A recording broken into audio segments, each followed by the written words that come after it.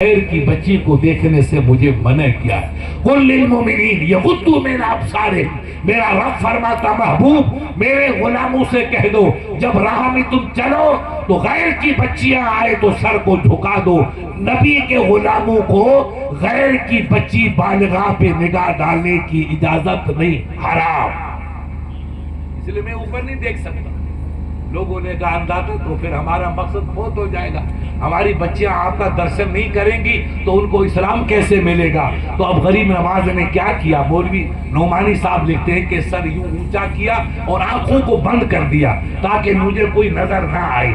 تو علماء وہ خود مولوی دیوبندی لکھتا ہے کہ جس بچی کی نظر غریب نواز کے چہرے پہ پڑتی چلی گئی، اللہ نے چہرے میں اتنا کمال، اتنا جمال، اتنا نور، اتنا حسن، اتنی دلکشی رکھی تھی کہ جس بچی نے غریب نواز کا چہرہ دیکھا بے خودی سے اس کی زبان پہ جاری ہو گیا لا الہ الا اللہ محمد رسول اللہ، لا الہ الا اللہ محمد رسول اللہ۔ میں اکیلا ہی چلا تھا جانب منزل مگر لوگ ساتھ ہوتے رہے، کارواں بنتا چلا گیا، تلواروں سے اسلام نہیں پھیلا ہے، اللہ والوں کی نگاہ ولایت سے اسلام پھیلا۔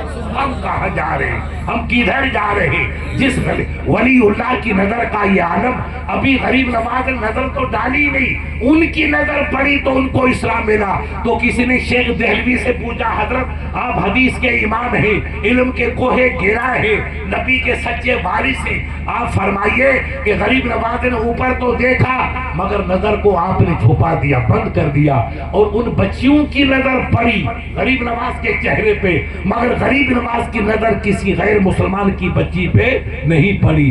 تو جب ان کی نظر پڑی تو ان کو اسلام مل گیا۔ کیا مل گیا؟ زور سے بولو۔ ان کو اسلام مل گیا، دیکھنے سے اسلام مل گیا۔ اگر غریب نواز کی نظر پڑتی تو کیا ملتا؟ تو شیخ دہلوی نے فرمایا اگر ان بچیوں پہ غریب نواز کی نظر پڑ جاتی تو رب اپنی کریمی سے سب کو رابعہ بصریہ بنا دیتا۔ نگاہ ولی میں وہ تاثیر دیکھی، بدلتی ہزاروں کی تقدیر دیکھی۔ کہاں جا رہے ہو؟ یہ ولیوں کی نظر تھی۔ یہ ولی کیسے بنتے؟ ہمارے سندھی میں کبھی بھت کھائی نہیں ناسی؟ کیا یہ سید صاحب کا بھت کھا کے ولی بنو گے؟ بھتوں سے ولی نہیں بنتا ہے۔ ولی مٹا دو اپنی ہستی کو اگر کچھ مرتبہ چاہو، کہ دانہ خاک میں مل کر گلے گلزار ہوتا ہے۔ جب دانہ مٹی کی تہہ میں دفن ہو جاتا ہے تب زمین کا کلیجہ شک کر کے باہر نکلتا ہے اور پورے جنگل کو چمن بنا دیتا ہے۔ ہم مٹنا چاہیں گے عبادت کی شکل میں، ریاضت کی شکل میں، اثار و قربانی کی شکل میں، سخاوت و جود و نوال کی شکل میں۔ مسلمان مٹے گا تب اللہ ہند الولی کا غلام اس کو بنائے گا۔ ہند الولی کے بارے میں جن کی نظر اتنی بے مثال کہ جن کے چہرے پہ نظر پڑی ان کو اسلام مل گیا تو ان کی نظر کتنی قیمتی رہی ہوگی۔ ان کے بارے میں کسی نے لکھا، ایک بہت بڑے محقق تھے علامہ فرشتہ علیہ رحمہ، نام تو ان کا محمد قاسم تھا، لقب فرشتہ تھا۔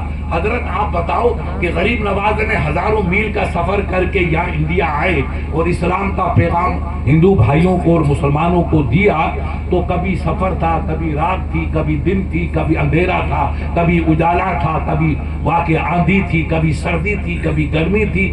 تو بتاؤ مدینے سے چل کے اجمیر آنے تک 11,000 کلومیٹر، زور سے بولو کتنا؟ ہاں ہم 2 کلومیٹر چلے تو تھک جاتے ہیں، مفتی صاحب تھک گئے، اور اللہ کے ولی نے 11,000 کلومیٹر سفر کیا۔ کیا ان کو شادی کرنی تھی یا دولت چاہیے تھی یا تخت؟ نہیں میرے عزیز، نہ غریب نواز کو تخت چاہیے تھا، نہ دلی چاہیے تھی، غریب نواز کو مصطفیٰ کا نام چاہیے تھا، میرے نانے کا دین بلند ہو جائے۔ غریب نواز نے تکلیف اٹھائی دین کے لیے اور آپ دین کو دفن کر رہے ہو۔ پھر کہتے ہیں مفتی صاحب مودی، ابھی تو مودی کہیں پیدا ہوئے، اگر آپ یوں سوتے رہیں گے تو اللہ کا عذاب نہیں آئے گا تو کیا آئے گا؟ عذاب ہی تو آئے گا۔ آپ کہاں جا رہے ہو؟ اسلام کو سمجھو، اسلام کی حقیقت کو پہچانو کہ اللہ نے تمہیں کس لیے پیدا کیا ہے۔ اب غریب نواز علیہ رحمہ کا اتنا لمبا سفر، مولانا سے پوچھا حضرت آپ نے غریب نواز پہ تحقیق کی، 62-63 سال، اتنی تو عمر بھی نہیں ہوتی ہم لوگوں کی، آپ یہ بتائیے کہ سفر میں غریب نواز کی نماز کتنی قضا ہوگا؟ کبھی بیماری ہے، کبھی تکلیف ہے، کبھی سردی ہے، کبھی گرمی ہے، کبھی دریا ہے، کبھی دریا کی موج ہے، کبھی سانپ ہے، کبھی بچھو ہے، کئی منزلیں آئی ہوں گی۔ مولانا بھی اللہ کے ولی تھے، کہا بیٹا جمع پرسی تو کیا پوچھتا ہے کہ غریب نواز کی سفر میں نماز کتنی قضا ہوئی؟ سوگند عزت متعال در زندگی یش سجدہ تہجد ہم قضا نہ شد، رب کعبہ کی قسم 97 سال کی غریب نواز کی عمر تھی، 97 سال کی عمر میں کبھی تہجد کا سجدہ بھی آپ نے قضا نہیں۔ نماز تو بڑی بات، نماز تو فرض ہے، نماز فرض ہے، تہجد کی نماز نفل ہے، پڑھو تو نفع نہیں، پڑھو تو کوئی گھاٹا نہیں۔ مگر اللہ کے ولی نے اپنی پوری زندگی جب سے نماز فرض ہوئی اس سے لے کر کے آخری رمق تک تہجد کا سجدہ بھی غریب نواز نے قضا نہیں کیا، تب آدمی ولی بنتا۔ میرے عزیز ایسے ولی تھوڑی بنتا ہے، ولایت کے لیے مٹنا پڑتا ہے، اپنے وجود کو مٹاؤ اور اپنی روح کو مٹاؤ، اپنے جسم کو مٹاؤ، امتحان کی وادیوں سے گزرو، تب جا کر کے انسان IAS IPS بنتا ہے۔ جب اس کے لیے اتنی تکلیف ہے تو ولایت کے لیے بھی تکلیف ہوگی۔ اللہ جس کو کرم فرما کر کے قبول کر لیتا ہے اسے ولایت کی ڈگری عطا فرماتا ہے، اور عبادت کے بغیر ولایت کی ڈگری نہیں ملتی۔ علماء نے لکھا، ایک بزرگ تھے یہاں آپ کے پڑوس میں پانی پت، یہ کشمیر کا پنجاب کا علاقہ ہے، اب یہ پنجاب میں آ گیا، پہلے یوپی میں تھا۔ وہاں ایک بزرگ تھے سرکار بوری شاہ قلندر علیہ الرحمہ، اللہ کے ولی تھے، پیر جمال شاہ علیہ الرحمہ، تارک دنیا، خدا کی نیک بندے، عبادت گزار۔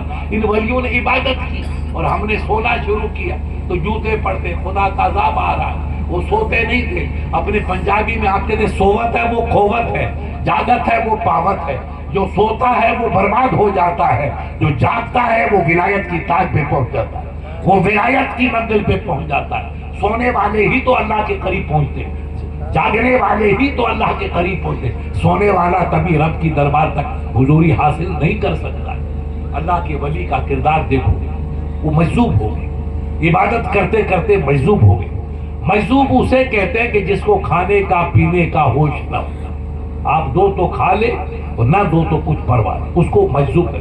وہ اللہ کے عشق میں اپنے آپ کی عقل کو ختم کر دیتا، اس کو اپنے اسلامی زبان میں مجذوب کہتے۔ وہ مجذوب تھے۔ ایک اس کمپنی کا دیوبندی جس کو اپن کہتے ہیں، یہ پیروں صاحب اور اللہ کے ولیوں کے قدروں کی برکت اور آپ کے وہاں عالموں کا آنا جانا، تو آپ کا بیکانیر بچا رہا۔ اب بیکانیر میں کئی جراثیم پیدا ہو رہے، کئی کیڑے مکوڑے آ رہے۔ پہلے بیکانیر محفوظ تھا، سب کا عقیدہ اچھا تھا، سب سنی تھے، درود و فاتحہ کے ماننے والے تھے۔ اب تھوڑے تھوڑے کوئی عرب چلا گیا تو بے ایمان بن کے آ گیا، پیسہ تو آ گیا مگر ایمان اس کا برباد ہو گیا، وہ مکھیاں اڑاتا ہے، یوں کرتا رہتا ہے، اس کا اسلام سے کوئی تعلق ہے۔ عربی مکھی کا ہے، کوڑا تھا، مسجد میں کہاں سے مکھی آ گیا، اور اس کی پیشانی کالی ہو جاتی۔ آپ کو نماز پڑھتے ہوئے 80 سال ہو گئے، آپ کی پیشانی چمک رہی ہے، وہ 2 دن دلی جا کے واپس آتا ہے تو پیشانی کالی ہو جاتی ہے، یہ اللہ کی مہر لگ جاتی ہے۔ بھائی جس کے دل میں نبی کا احترام نہیں، خدا کی قسم میرے نبی نے فرمایا، اللہ نے قرآن میں فرمایا کہ تم ادب کرو، وَتُعَزِّرُوا وَتُوَقِّرُوا وَتُسَبِّحُوا بُكْرَةً وَأَصِيلًا، پہلے میرے محبوب کا ادب کرو، احترام کرو، پھر اللہ کی عبادت کرو۔ یہ قرآن کا فیصلہ ہے، سید صاحب کا یا مفتی صاحب کا فتویٰ نہیں ہے، میرے رب کا فتویٰ ہے کہ میرے نبی کا پہلے ادب، نبی کی آل کا ادب، نبی کے غلاموں کا ادب، رب کے نیک بندوں کا ادب کرو گے تو تمہارے سجدے خدا قبول فرمائے گا۔ اگر رسول کا، نبی کا، ولی کا ادب نہیں تو ہماری نمازی برباد ہے۔ یہ لوگ ادب کرنا جانتے ہیں، ان کے چکر میں جو ہمارا بچہ آتا ہے وہ برباد ہو جاتا ہے، وہ ماں باپ کے دشمن بن جاتا ہے، بھائیوں کا دشمن بن جاتا ہے۔ اسلام ادب کا پیغام، بھائی کا ادب کرنا، ماں باپ کا ادب کرنا جنت کا ٹکٹ ہے۔ تو جو ماں باپ کا ادب نہ کرے گا اسے کیا امید رکھو گے؟ وہ نبی کا ادب کیا کرے گا؟ وہ رسول کا ادب کہاں کرے گا؟ وہ اللہ کے ولی کا ادب کیا کرے گا؟ ان لوگوں نے ہماری اولادوں کو بگاڑ دیا۔ آج پوری دنیا کا مسلمان گولی کا شکار ہو رہا ہے۔ فلسطین میں دیکھو تو خون کے چشمے، بغداد میں دیکھو تو خون کے چشمے، بنگلہ دیش میں دیکھو تو خون کی آگ، ادھر والی کمپنی کو دیکھو تو خون کی آگ، ادھر جا کر دیکھو تو مصیبت کی بربادی، ہر طرف مسلمان خون میں غسل کر رہا ہے۔ یہ عذاب کیوں آ رہا میرا بھائی؟ کبھی آپ نے غور کیا؟ آپ گاؤں میں بیٹھے ہو، آپ کو پتا نہیں کہ دنیا میں کیا ہو رہا ہے؟ خدا کی قسم دنیا میں آگ لگ رہی ہے، مسلمان برباد ہو رہا ہے، مسجدیں جلائی جا رہی ہے، قرآن پاک پہ حملہ ہو رہا ہے، نبی پاک کی ذات پہ بھی حملہ ہو رہا ہے، اور مسجدوں پہ بلو چلائے جا رہے ہیں، اور میاں بھائی تاش کھیل، میاں بھائی گوا کے کیا کر رہے ہیں؟ کیا کہ آپ تعجب کریں، یہ ہماری بربادی کی کہانی ہے۔ جب خدا دین لیتا ہے تو عقلی چھین لیتا ہے، اللہ نے ہماری عقل کو چھین لیا، ہم برباد ہو گئے۔ اب ایک زمانہ تھا کہ دلی پہ تمہاری حکومت تھی، یہ تاج محل، یہ لال قلعہ، یہ آگرہ، یہ بھاگرہ، یہ اکبر آباد، یہ شاہجہاں آباد، یہ سب نبی کے غلاموں کی تعمیر کردہ چیزیں تھیں، آج سب ہاتھوں سے نکل گئی، نام بھی بدل گئے، شکل بھی بدل گئی، تو بربادی تو بھائی صاحب آئے گی۔ اس کنڈیشن میں ہمارا یہ ایک پیغام ہے کہ ہم آپس میں مل جائیں، ہم آپس میں اتفاق کریں، ہم اولیاء کرام کی قبروں پہ جا کے فاتحہ پڑھیں، وہاں ناچے نہیں بلکہ دعا کریں، مولا تیرے ولی کے صدقے سے میری قوم کو بچا دے، تیرے محبوب بندے کے صدقے سے میرے ایمان کو بچا دے، میری ملت کو بچا دے، میری بہنوں کو بچا دے، میری اولاد کو بچا دے، میری دین کو بچا دے۔ یہ ہم دعا کریں، دعا مخل عبادت، اللہ کے نبی نے فرمایا کہ تمام عبادتوں کی جان دعا ہے، آپ دعا جو کریں گے درد سے اللہ آپ کی دعا کو قبول فرما لے۔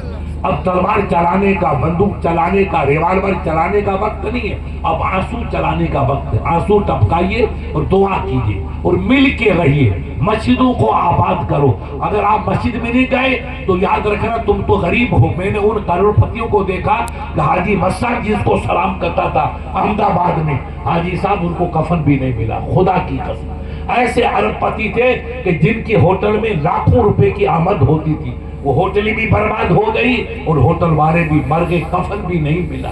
تو پیارے ہمارا حال کیا ہوگا؟ ہم سنبھل جائیں، لوٹ کے واپس آئیں، کانٹوں کی زندگی بھلا دو، پیر چھلنی ہو جائیں گے، اور جوتا پہنو گے تو پیر بچیں گے۔ ہمارا جوتا ہے ہماری دعا، ہماری زندگی ہے ہماری دعا۔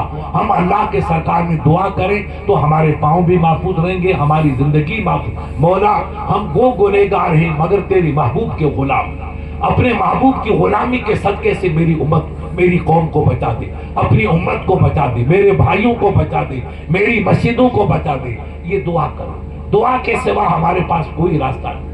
اللہ کے ولی کے پاس وہ بد عقیدہ چلا گیا، اس کے سر میں درد تھا، اس نے یار میں نے بہت علاج کرایا مگر میرے سر کا درد نہیں جاتا۔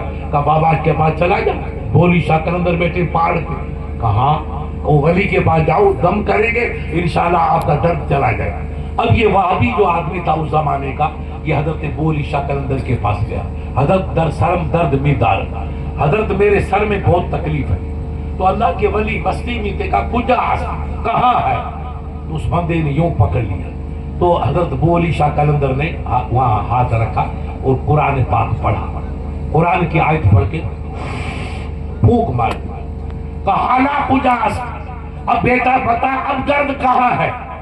تو اس نے یوں ہلایا یوں ہلایا، کہا قسم خدا درد دے، رب کی قسم درد ہی نہیں، حضرت درد چلا، مہینوں سے تڑپتا رہا درد نہیں گیا، اور آپ نے دم لگایا میرا درد چلا گیا۔ تو کہا پھرو جاؤ اپنا کام کرو۔ اب وہ بندہ اٹھا باہر نکلا، باہر گیا تو اس زمانے کے لوگ بڑے جذباتی تھے، اپنے بزرگوں سے، اللہ والوں سے اور اولیاء کرام سے بڑی عقیدت تھی۔ اس نے پوچھا ارے تو کہاں گیا؟ کہا میں حضرت کے پاس گیا تھا، میرے سر میں درد تھا، بہت کوشش کی مگر درد نہیں گیا، تو سب لوگوں نے مجھے مشورہ دیا کہ بھئی تو خود مریض اور مریضوں کے پاس جا کر کہاں سے شفا پائے گا، اللہ کے ولی کے دربار میں جا شفا ملے گی۔ تو میں حضرت کے پاس گیا، حضرت نے دم کیا، الحمدللہ میرے سر کا درد چلا گیا۔ تو کہا اچھا اب درد نہیں ہے؟ کہا بالکل نہیں ہے۔ کہا پھر؟ کعبہ میں جا رہا ہوں، مگر یار تمہارے پیر کہاں؟ ہمارے تو پیر ہیں، ہم اللہ والوں کا دامن پکڑتے ہیں کہ ہم پیروں سے محبت اس لیے کرتے ہیں کہ اللہ کے ولی کے صدقے میں اللہ ہماری دعا کو قبول فرمائے گا، ہماری عبادتوں کو قبول فرمائے گا، ہماری آہار فقہ کو قبول فرمائے گا، اس لیے اپنے ایک بندوں کا دامن تھامتے ہیں تاکہ وسیلے سے آگے بڑھ سکے۔ کہا یار تمہارا پیر تو اچھا ہے، بڑا کمار والا پیر ہے، مگر آج دم کیا تو ان کے مبارک منہ سے مجھے کباب کی خوشبو آئی. تم تو کہتے ہو کہ ہمارا پیر روزہ رکھتا ہے اور شام کو افطار فرماتا ہے اور خشک روٹی سے روزہ رکھتا ہے اور پانی میں تر کر کے کھانا کھا کے روزہ افطار کرتا ہے. اگر جس کو اپنے صوفیوں کی زبان میں ترک حیوانات کہتے ہیں کہ ابو علی شاہ قلندر ترک حیوانات کر چکا، یعنی لذیذ غذا گوشت ہے، دودھ ہے، دہی ہے، مرخن غذا وہ نہیں کھاتے، خشک روٹی پانی میں تر کر کے روزہ رکھتے ہیں اور اسی سے افطار کرتے ہیں. تو اگر تمہارے پیر ترک حیوانات کر چکے اور اچھی غذا کا استعمال نہیں کرتے اور آج حضرت نے دم کیا تو مجھے ایسا محسوس ہوا کہ حضرت کے منہ سے بھنے ہوئے کباب کی خوشبو آئی. وہ کباب کھاتے نہیں تو خوشبو کہاں سے آئی؟ تو لوگوں نے کہا بات آپ کی غلط، ہمیں یقین ہے کہ ہمارا پیر تو روزے رکھتا ہے اور خشک روٹی سے افطاری فرماتا ہے، وہ لذیذ غذاؤں کا استعمال بھی نہیں کرتا، تو کباب کے مانا دارد کباب کہاں سے آیا؟ چلو اس نے گدی پکڑی اور اس وابی کو واپس لایا. کہا بابا یہ چبے گوید یہ کیا کہہ رہا ہے؟ کہا بیٹا چبے گوید کیا کہتا ہے؟ کہا سرکار یہ کہتا ہے کہ حضرت نے جب دم کیا تو مجھے بھنے ہوئے کباب کی خوشبو آئی، بوئے کباب بھی آئی، بوئے کباب بھی آئی. تو کباب کی بو کہاں سے آئی؟ آپ تو کباب کھاتے نہیں. تو اللہ کے ولی نے کہا بیٹا بھرو بھرو کارت پکنے، جاؤ اپنا کام کرو، دری راز است، اس میں ایک بھید ہے. تو مرید پکا تھا کہ نہیں سرکار آپ بتائیے، نہیں تو یہ آپ کی توہین کرے گا، ہم سے برداشت نہیں ہوگا، تو کہیں ہماری آپس میں لڑائی ہو جائے گی. آپ فرمائیے کہ کباب کی خوشبو کہاں سے آئی؟ دیکھو عزیزو یہ اسلام ہے، ولی ایسے بنتا ہے. تب اللہ کے ولی پہ جب ضد کیا مرید مخلص نے، تب اللہ کے نیک بندے نے کہا بیٹا جگرم درس عشق الہی سوختہ عظم ازو بو یش میں آیت. فقیر نے اپنا کلیجہ رب کے عشق میں جلا کے کباب کر دیا ہے. یہ ہرن کے کباب کی خوشبو نہیں، یہ فقیر کے جلے ہوئے کباب کی خوشبو ہے. مٹا دو اپنے ہستی کو اگر کچھ مرتبہ چاہو، کہ دانہ خاک میں مل کر گلے گلزار ہوتا ہے. کلیجہ جلتا ہے تب ولایت ملتی ہے، روح تڑپتی ہے تب ولایت ملتی ہے، آنسو ٹپکتے ہیں تب ولایت ملتی ہے. کلیجہ چھلنی ہوتا ہے یاد ربی سے اور خشیت الہی سے، تب ولایت کا تاج کہیں نصیب ہوتا ہے. ایسے تھوڑی لالی پیلی داڑھی کرنے سے، 10-15 انگوٹھیاں ڈالنے سے کوئی ولی بنتا ہے؟ نہیں، ولی بڑی مشکلوں سے انسان بنتا ہے. میرے عزیز یہ ولیوں کا کردار تھا، یہ ان کی عبادتوں کا ذوق و شوق تھا، یہ ان کی ریاضتوں کا عالم تھا، تب اللہ نے ان کو نوازا. آپ غور تو کیجئے، ایک رب کا ولی مشہور ہے ابو الحسن خرقانی علیہ الرحمہ، جس کا محمود غزنوی دیوانہ بن گیا. وہ فقیر تھے، عشق الہی میں سرشار تھے.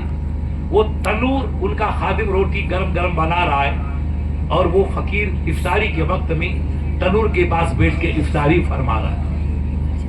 اس زمانے کے اور ولی تھا ان کا ہم اثر سرکار ابو عباس علیہ الرحمہ، وہ آ گئے اور حضرت کھانا تناور فرما رہے ہیں، افطاری کر رہے ہیں اور پانی کا کٹورا بھر کے سامنے رکھا ہے. رمضان کا مہینہ تھا. یہ کٹورا اپنے پنجاب کا ہے، سندھ کا ہے. یہ اسلام کی تاریخ پرانی تھی. پتہ چلا پرانا کلچر وہی ہے جو ہمارا آپ کا کلچر.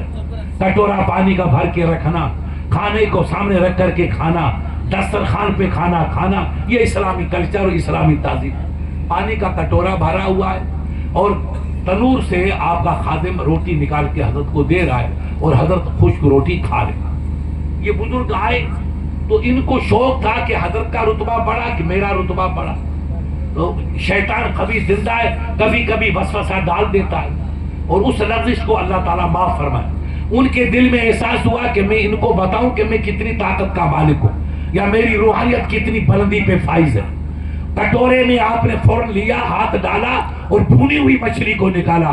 کہا بابا خشک روٹی چرا میں کھائی، چرا میں خوری، باہر بخار. ارے خشک روٹی کہے کو کھاتا ہے، مچھلی کھائیے. لو ماہی بخور، ماہی بخور. تو پانی کے کٹور سے مچھلی نکل گئی، پانی کے کٹور سے مچھلی نکل گئی. حضرت نے دیکھ کے مسکرائے کہ یہ ہمارا بھائی لغزش کر رہا ہے، اس میں انانیت ہوگی کہ میں بڑا پیر ہوں کہ یہ بڑا پیر ہے. بڑا پیر تو اللہ جس کو چاہے وہ کرتا ہے. بس کہا اچھا بابا خوب ہے، تمہاری مچھلی اچھی ہے، تمہاری مچھلی اچھی ہے. اور آپ نے اشارہ کیا تو آگ جو جل رہی تھی تنور کی، اس سے مچھلی نکل کے باہر آ رہی ہے. دوسری نکل کے آ رہی کئی چیز. ابے ابو ابا دیکھیں یہ کیا ہے؟